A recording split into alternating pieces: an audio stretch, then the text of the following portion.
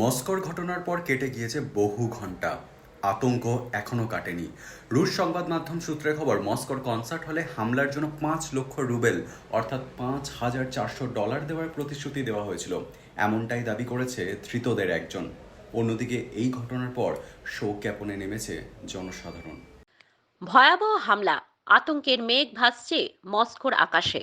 শনিবার রাতে একসঙ্গে মস্কোর ৩ জায়গায় হামলা চালায় বন্দুকধারী জঙ্গিরা। মস্কোর ক্রকা সিটিতে মিউজিক কনসার্ট হলে ভয়াবহ জঙ্গি হানায় নিহত শতাধিক মানুষ, গুরুতর আহত হয়ে হাসপাতালে ভর্তি বহুজন। ইতিমধ্যে 4 সন্দেহভাজন বন্দুকবাজ সহ 11 জনকে গ্রেপ্তার করেছে ওই দেশের প্রশাসন।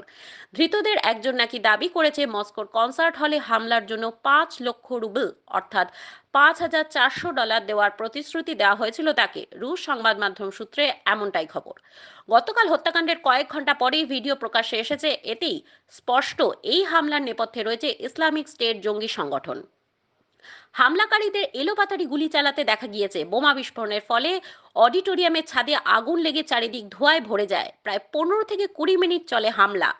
প্রাণ বাঁচাতে প্রায় 100 জন হলের ছাদে এবং বেসমেন্টে আশ্রয় নিয়েছিলেন। তাদের নিরাপদে সরিয়ে নিয়ে যাওয়া হয়েছে বলেই সূত্রের খবর। মস্কোর বুকে সংগঠিত এই জঙ্গি হানার তীব্র নিন্দা করেছেন ভারতের প্রধানমন্ত্রী নরেন্দ্র মোদী। নিন্দা করেছে মার্কিন যুক্তরাষ্ট্র।